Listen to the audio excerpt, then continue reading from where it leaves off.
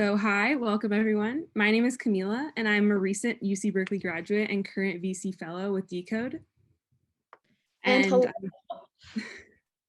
Hello, my name is Elisa, and I am also a current Decode student. I do SVP at UC Berkeley, and I'm also the co-president of the consulting program here at Decode. And we will be your hosts for tonight. So thank you. First and foremost, thank you everyone for joining us, and I hope you will have a wonderful and insightful time. This event is brought to you by Decode as part of our speaker series.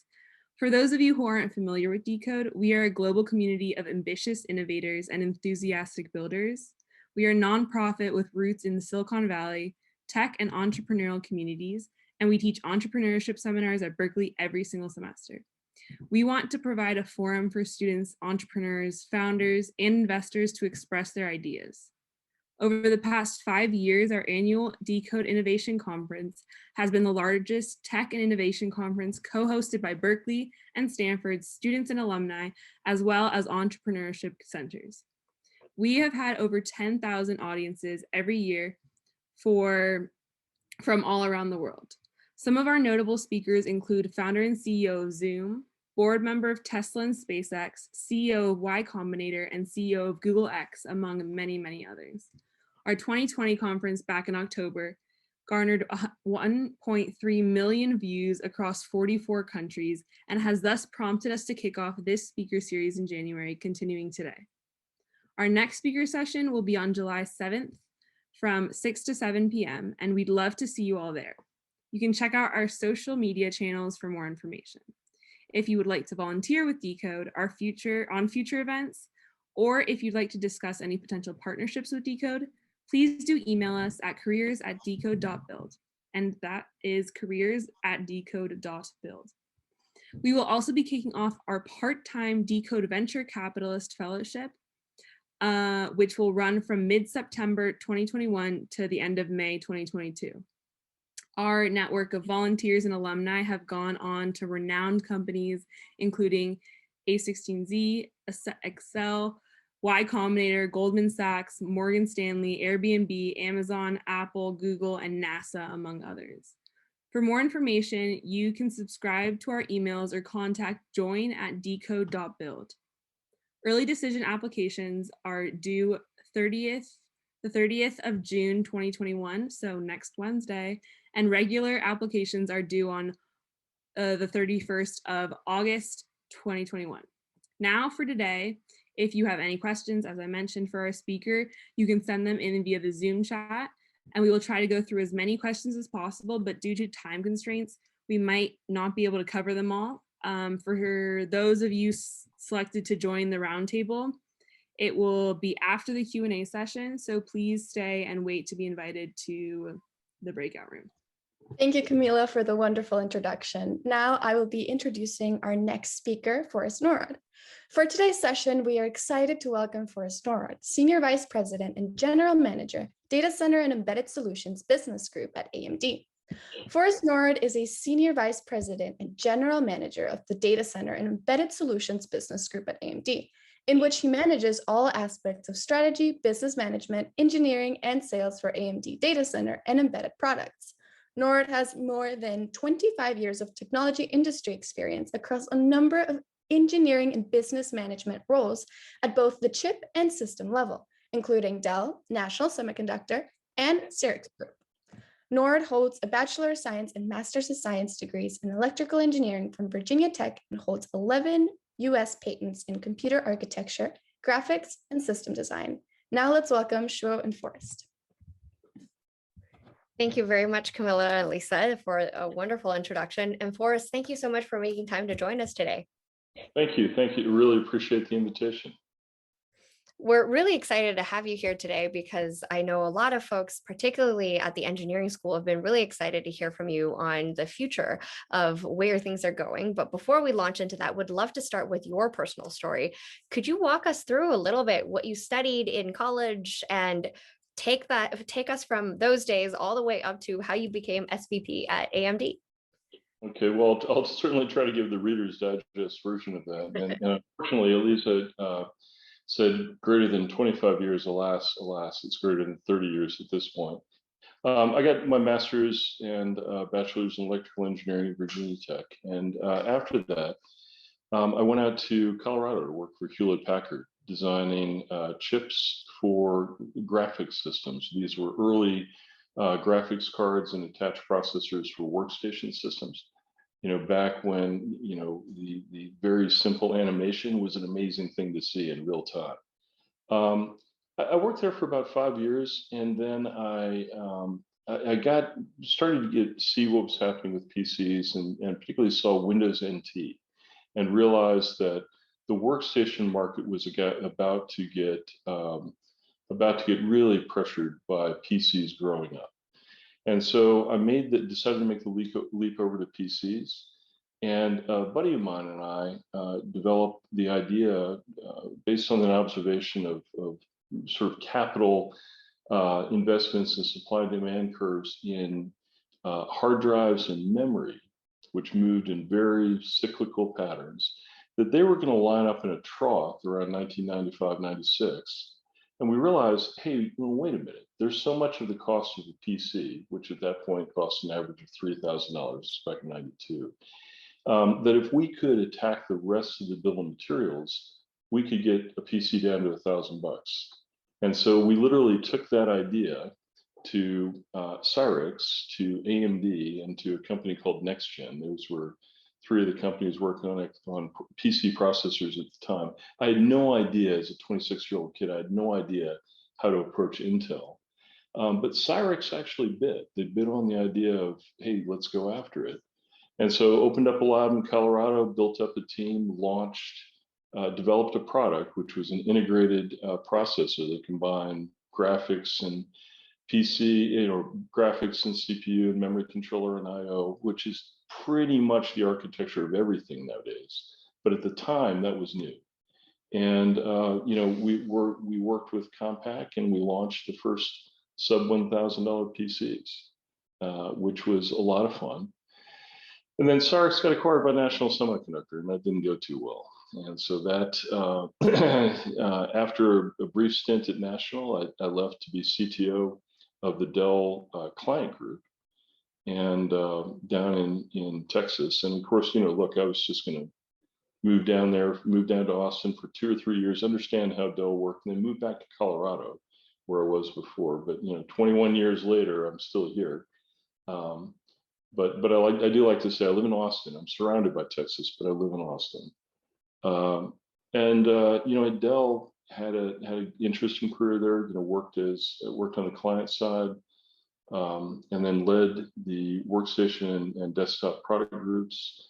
Led all of the product development with a gentleman by the name of Stuart Caffey for a little while, and then gradually moved into enterprise and did a startup inside of Dell. I was actually thinking about leaving Dell, and instead did a startup inside of Dell to focus on the hyperscale data center, just as that was starting to be a thing.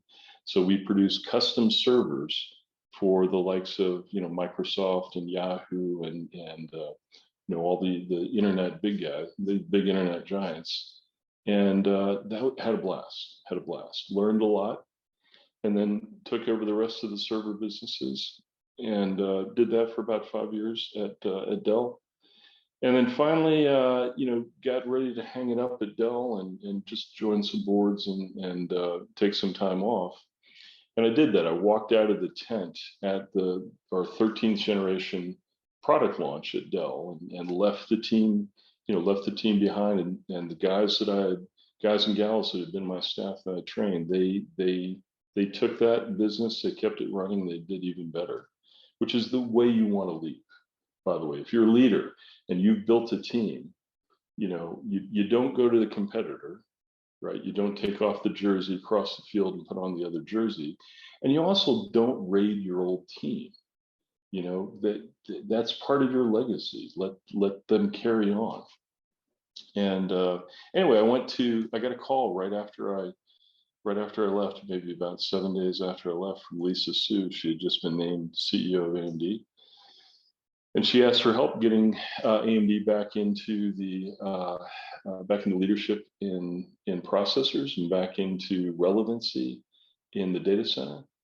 and AMD was in bad shape at the time, but I knew Lisa, and I knew the type of leader she was, and I figured, we had a chance with a leader like that would be willing to make really tough decisions.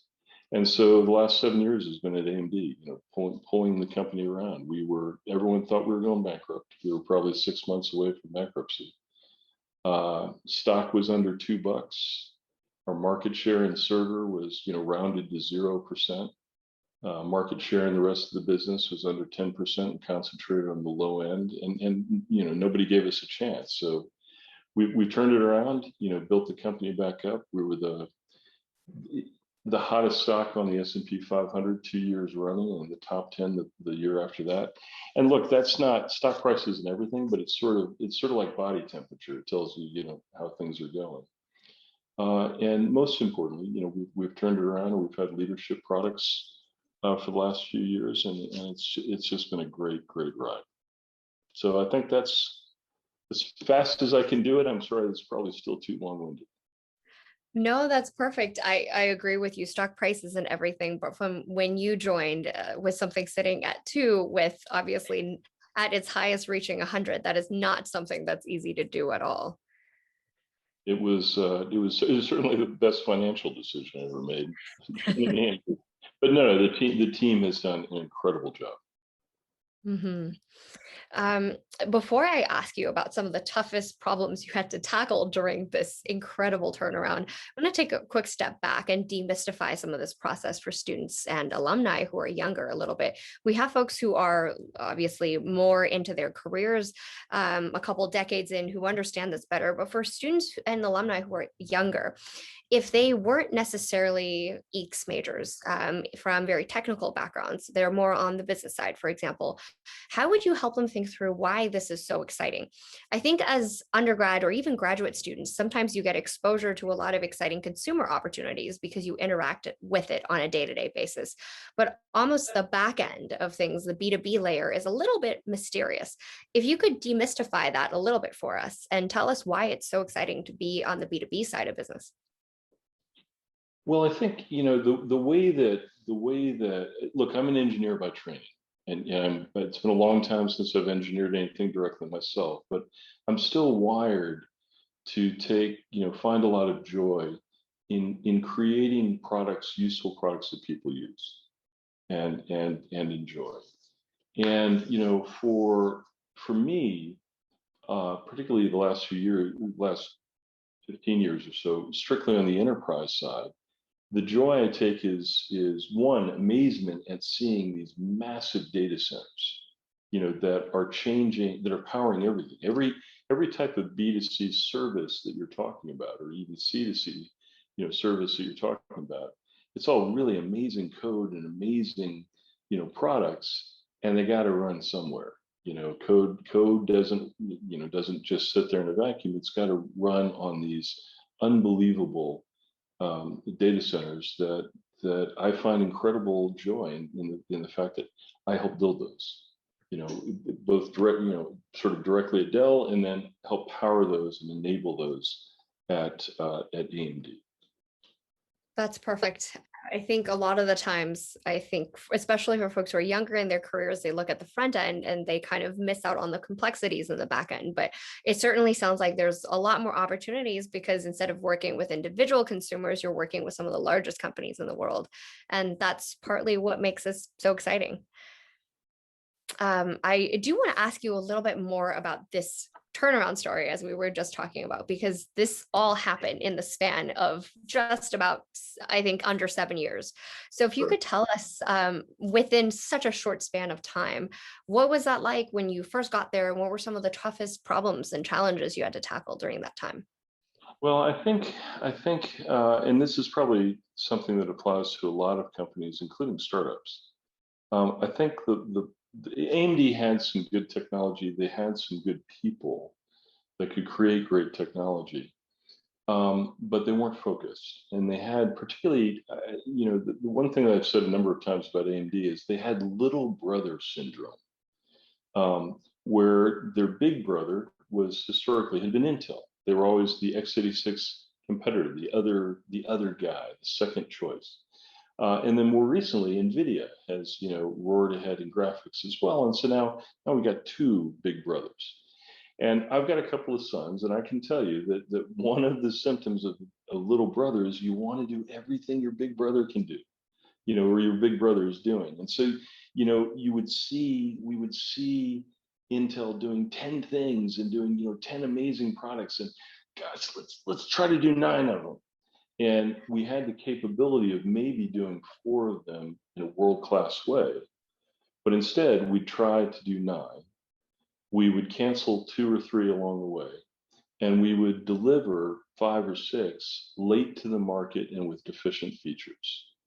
And, it was just, so one of the first things that I did when I got to AMD, working with Lisa, is literally canceled about half of the projects that we were working on. Didn't hand that money back to the CFO. We handed that money to the teams that were, the money and the people, to the projects that would really make a difference, and building, in particular, fully funding the long-term roadmap, so that we had, predictable execution of that long-term roadmap, and we were designing, products that we thought would be great, because the other thing, particularly when you get into that unfocused, trying to do too much mentality, the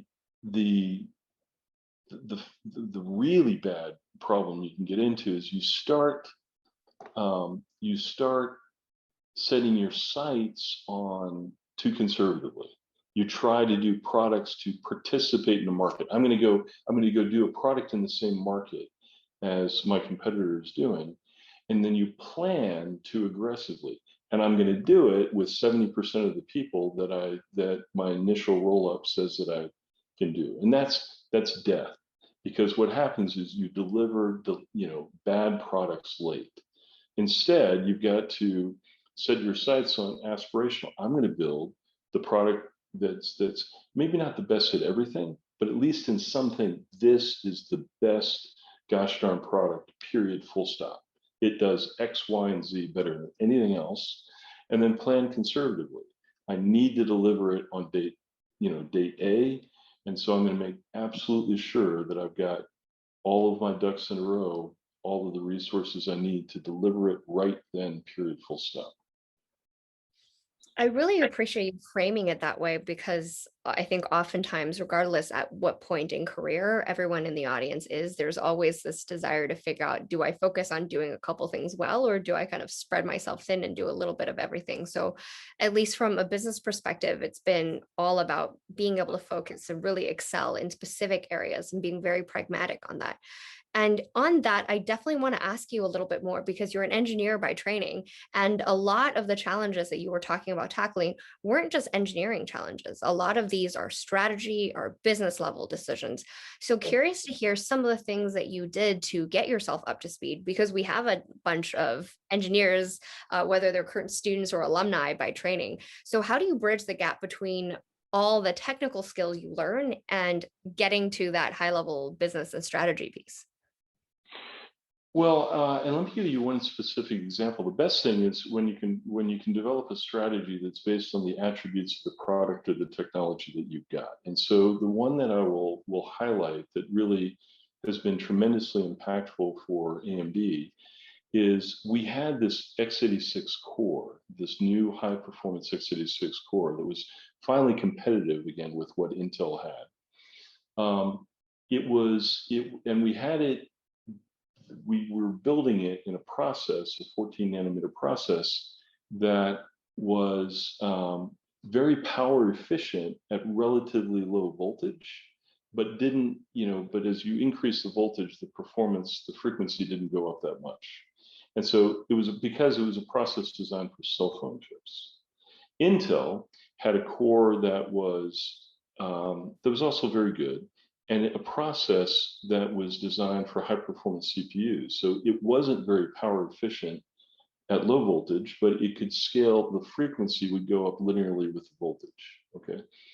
So, and our core was also slightly smaller. So what we did was we said, okay, look,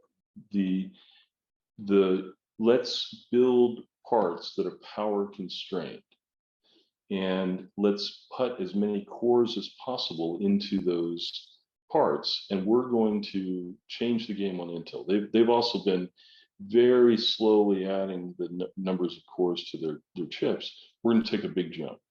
We're going to have 32 cores in our first server chip. We're going to have 8 cores in our first desktop chips, way beyond what Intel had been doing. And because of that, if they try to copy us in these power constrained, particularly server environment, their chip isn't as efficient down there, and we'll actually do better. So we built the strategy of the product around the characteristics of the technology, and built a whole business strategy then of targeting throughput applications. We targeted not high frequency applications. We targeted applications that needed or benefited from a lot of cores. And I would tell my sales guys, if you're trying to sell to somebody that doesn't need a lot of cores, I'm not going to listen to you. You better not be talking to them. Talk to people, sell where our product strategy of having more cores than our competitor, is, and where and that was enabled by understanding characteristics of the underlying technology. That's perfect. It does start with a technical foundation, and then you build the business level decisions on top of that, which is really helpful.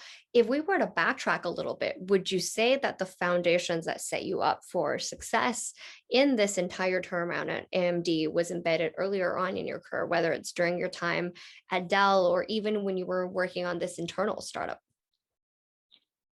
Yeah, I think that one of the things that I learned, particularly with that internal startup Datacenter solutions at Dell, is the value of interdisciplinary teams, and really you can move much faster if you get the sales guys, the marketing guys, the engineers, the support people, very important, as close together as you possibly can, and give them all input throughout the ideation and the product development process. You're just going to move much, much faster. And so, particularly when we're in a situation like AMD was, where we don't have time, we don't have time, we don't have money. Normally this would take 5 years to do. We've got 2.5 years, to do this in, or we're dead. We had to structure everything, including the organization, to be as fast as possible. Mm-hmm. And if you are looking ahead, are there exciting challenges that you're excited to tackle? And also, where do you see the biggest opportunities? Well, I think there's a couple of things that are coming down the pike. One that gets talked about. Look, I'm on the chip side, so I'll talk about a chip challenge for a second that maybe a lot of the audience is aware of. For the last 40 years, the semiconductor industry and the economics of semiconductors has been dictated by something called Moore's Law, which oversimplified says every couple of years, chips get twice as fast and twice as dense for the same amount of money, or you can get a lot more capability for less money. And that's just sort of brought us ever faster systems, and it's ruled the roost for the industry. That's changed. We're operating now at the frontiers of physics, where a new fab that can manufacture these most advanced chips is $15 or $20 billion to build. It takes a long, and so the chips are much more expensive. Wafers are much more expensive. They're going up. So that same dynamic of driving costs down while driving performance up has radically changed. And so getting around even the mentality of the industry, that Moore's Law is a law. It's a law of physics. No, it's not. It's an observation of what happened for a period of time, but now we have to shift to an entirely new paradigm. And for us to keep driving performance, we can't just keep shrinking, taking advantage of Moore's Law to shrink, more and more transistors onto one piece of silicon. We have to use now many pieces of silicon stitched together. We have to stack chips now in 3 dimensions, which we've just started doing. We have to find new ways to continue delivering more and more power at a cost that the market will bear. And that's, that's really been a fundamental rethink for us. I think the other, challenge / opportunity that's sweeping over everything is AI is going to be everywhere, absolutely everywhere. And that's a great opportunity for folks like me and my company that produce chips for AI. But it's going to be a huge shift that I don't know that everybody's ready for. And it's going to hit every application, every workload, every job, every industry over the next 10 to 15 years. I think it's going to radically change. Absolutely. I think it's perfect timing that you bring up both the challenges as well as opportunities that the emergence of AI brings, because obviously this is an oversimplification, but there's kind of three major pillars to AI. There's obviously the data piece, and then there's the hardware compute, and then the last piece is around algorithms. So obviously AI was first coined back in the 1950s by academics, and so algorithms have been evolving over time. But the two components of data and also the hardware compute, I think people tend to think a lot about data science. So you have more and more students that are majoring in data science, but not as many people who necessarily understand the hardware compute piece. If you could share with us a little bit more around what skill sets are most helpful for playing a part in this future as AI is becoming more prominent. In addition to being an electrical engineer by training, what are some of the additional skills and experiences that they can acquire along the way, even if they're not fully technical, to better engage in this portion of these new opportunities ahead? Well, the obvious ones for the technical folks are easy to articulate, right?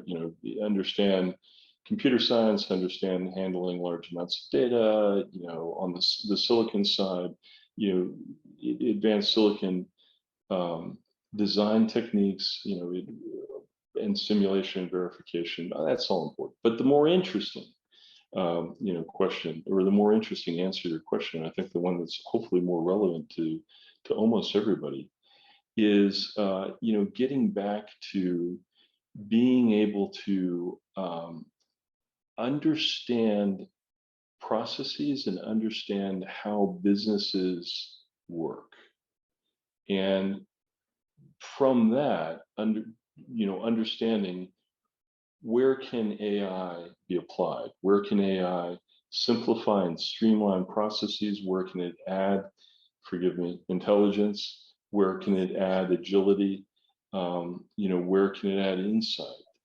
I think that's the more interesting and probably more valuable skill set. Yeah, well, there's always going to be an almost unbounded demand for computer scientists that understand how to implement AI algorithms, how to transform and ingest data sets, how to match the right, general, I hesitate to call them algorithms in this case because of the peculiarities of AI, but the right data approaches. But the more interesting question, I think, is, all right, well, how do I apply this? How can I make my real estate business more efficient and competitive using AI? How can I make my whatever business it is, how can I look at the process of what they do and figure out how I can accelerate it using AI technology? I think that's incredibly insightful because it applies to folks across all industries for them to be really thoughtfully thinking about what comes next. And one of the things as we're looking ahead into the future is obviously there's a lot more focus on the world of HPC, on high performance computing. If you could talk a little bit more about what your current role at AMD has to do with everything HPC related. Well, HPC is a really interesting field. It's a fairly broad field. When people talk about HPC, it's really everything from, on the very high end, supercomputers at national labs that are used for physics, discovery and experimentation, or maybe on the more controversial side, atomic weapons simulation, because you can't set one off, but you need to make sure that that they work, you understand them, or at a minimum that they're safe and they're not going to go off inadvertently. Everything, and that's tens of thousands of systems working together in concert on extraordinarily large problems, simulating maybe down to literally the atomic level of some structures and how they work. On the other end, HPC has gotten a lot of traction in commercial applications to accelerate product development. We're all driving around really cool cars now. I don't care what your car is. If you bought it in the last 5 years, that's a way cooler car and way safer car than the cars of 20 years ago, because the development has become completely driven by computers, including simulation, simulating crashes, understanding how to, and in allowing rapid iteration on the design. And so product development is just physical product development has undergone a complete revolution because of HPC and using clusters of computers to develop and simulate very complicated designs. I think, anytime I go to Shanghai or Hong Kong, or and I look at, or most modern cities, and I look at some of the more interesting skylines or more esoteric buildings, those are structures that could not have been created 20 or 30 years ago, before the advent of HPC techniques. So I think HPC is hugely important, and it's also the genesis of a lot of the technology that's powering AI. These vector computing approaches that we're using to run neural networks really had their roots in the work from high performance computing. At AMD, we provide CPUs, central processing units, and GPUs, graphics processing units, which are just basically graphics cards repurposed to run these massive matrix math operations that are at the heart of so many of these algorithms, including AI. We produce those and we knit them together, in conjunction with our partners, to build these massive machines. In fact, we just started delivering the parts that are going to go into the world's largest supercomputer, which is called Frontier. It'll be deployed in Oak Ridge National Labs here in a few months, and it'll be the first machine to break the 1 exaflop, 1 quadrillion floating point operations per second, which is amazing.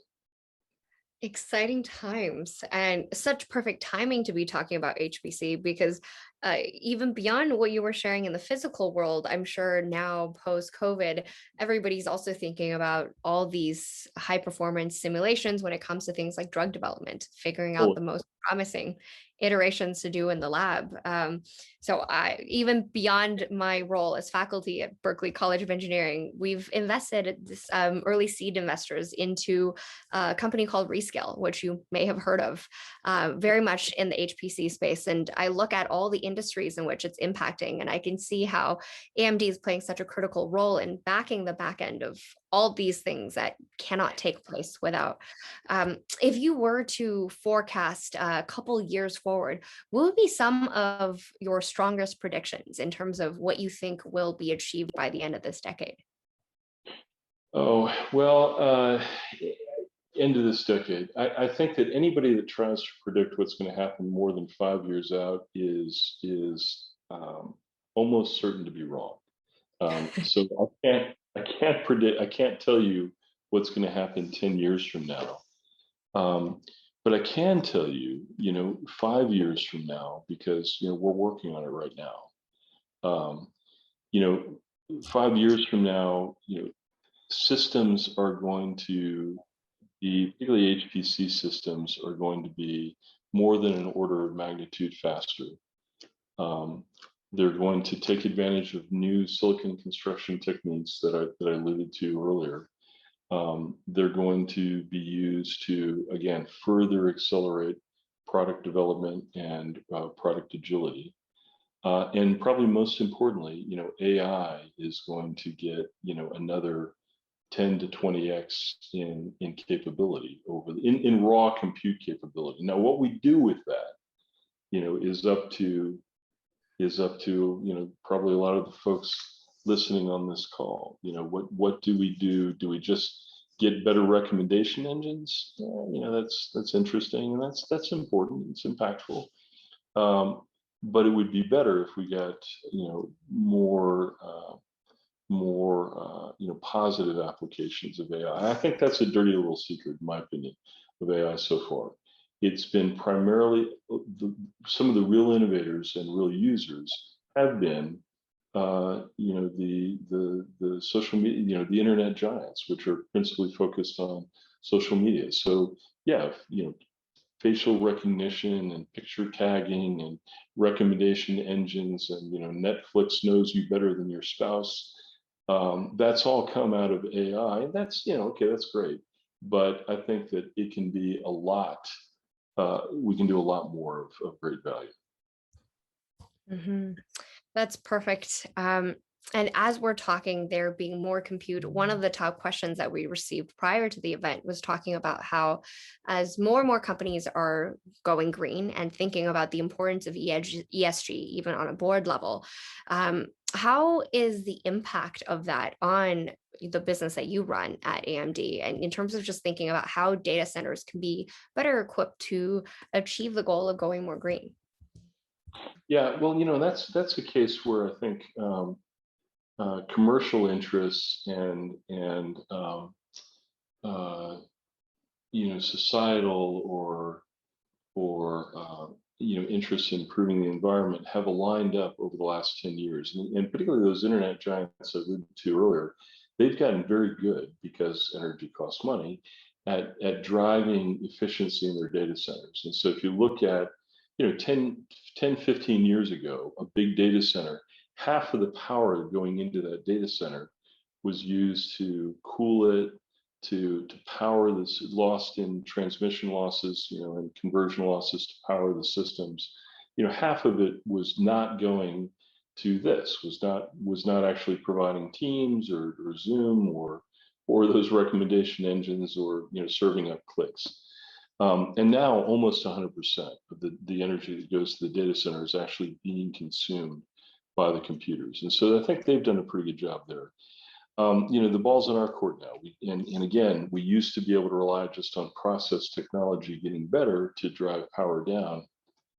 Now we have to get, much more clever about driving computational efficiency up without just relying on semiconductor physics getting better. And we're really focused on that. We had a power efficiency goal at AMD, 25 by 20, where we drove 25x power efficiency over the previous decade.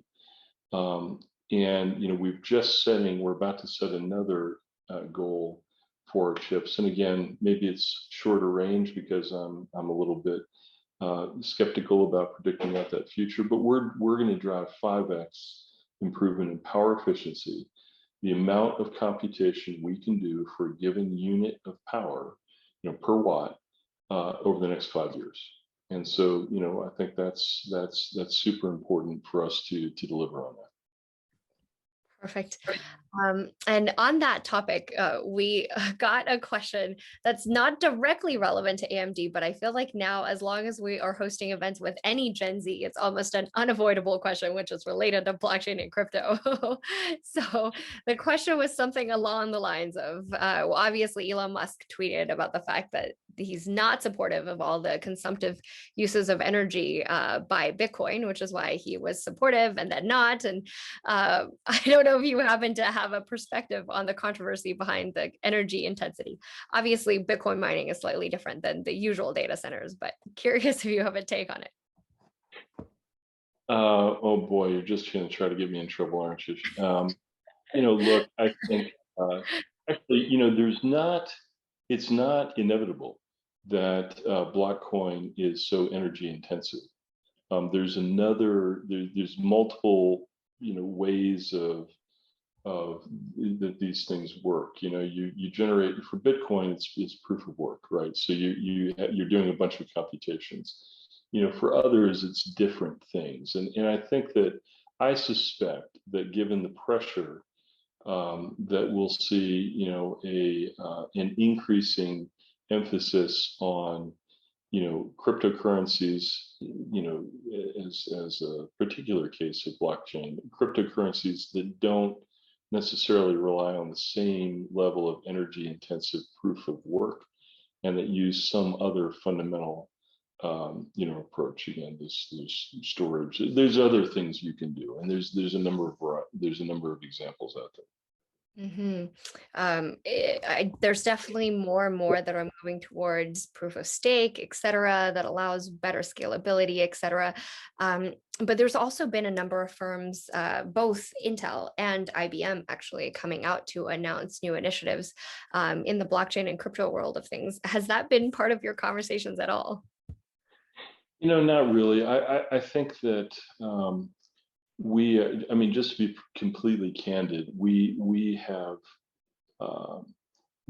not focused on blockchain as a primary. At least I'm sorry, that's probably the wrong word, but we haven't focused on cryptocurrencies as a key market for us. In fact, you know, we've tried everything we can do to make sure that our graphics cards, which are used by many, you know, miners, that our graphics cards are actually going to people that are going to use them to play games or to, you know, do power workstations or, you know, do CAD CAM work. We're trying really hard to make sure that those folks who, quite frankly, we consider to be our long-term customers are getting, you know, their hands on the gear rather than, you know, just showing up in crypto mods. Perfect. And Jay and Victor, to respond to your comment, yes, it is both software and hardware. And there's actually now even publicly listed companies that are just uniquely designing chips specifically for mining Bitcoin, for example. So it certainly is different. And so I know we are cutting into time set aside for the roundtable. So I will ask you one last question, and then we can transition to the roundtable so folks can ask you questions directly. When you think back across your career up until this point in time, if you were to identify the most important skills that really set you up for success, what would be some of the top things that you would recommend everyone here in the audience to be able to take away, whether it is focusing on being able to develop those skill sets to set up for success, or those being critical skills in the long run because of the new technologies that are now coming into force? I would say probably the most important thing. Well, first off, let me back up and say one thing. Very, very, very, very, very few things. I would say no, but somebody will come back at me with a counterexample. Very few things of significance can be done by an individual, right? Maybe, you know, artistic endeavors or a, you know, a special case, but very few things in the business context or the technology context can be done by an individual. It's all about the team. Okay, well, if you accept that, then the thing that I think that I've learned that's been most important for me is, look, I'm a member of the team. And, you know, I need to pull my weight and I need to be a productive member of that team. And so it's super important that I know and that I'm honest with myself and my team members what I'm good at and what I'm not good at. And then, you know, and I ask the same of my team members as well.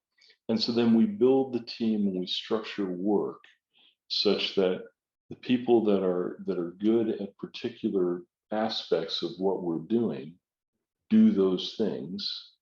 You know, the people that are you know, good at and are not any good at that or good at something else, they do those things, because nobody is world-class at everything, and you need a large set of skills to get anything done.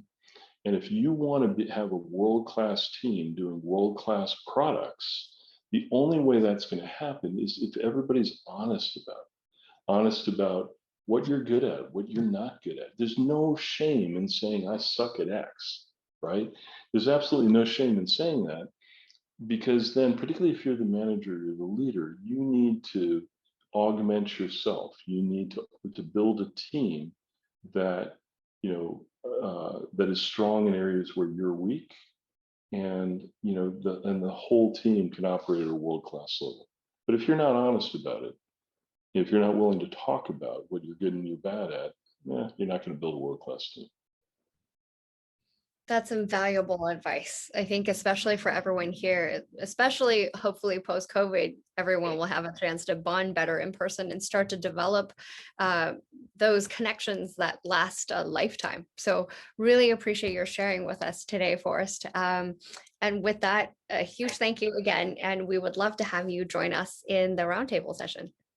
Okay, fantastic. Looking forward to it. Thank you. Amazing. I think Maya will be sending us an invite for the roundtable. Oh, there we go. Thank you very much. All right, so this concludes tonight's session, and thank you so much to Forrest and Shuo for your time and engaging discussion. And again, thank you for coming, and we hope that you enjoyed the session and gained some knowledge from it. As for the next steps, we will be publishing the recording to YouTube and providing a link to everyone, so please subscribe and follow us on YouTube. We hope to see you again next week to our next speaker event, which will be held Wednesday, July 7th from 6 to 7 p.m. PST with Thomas Eisman, a professor at Harvard Business School and chair of Harvard Innovation Lab. Now, those that were chosen to participate in our roundtable discussion with Forrest, please wait for your invitation to our breakout area and have a pleasant tomorrow.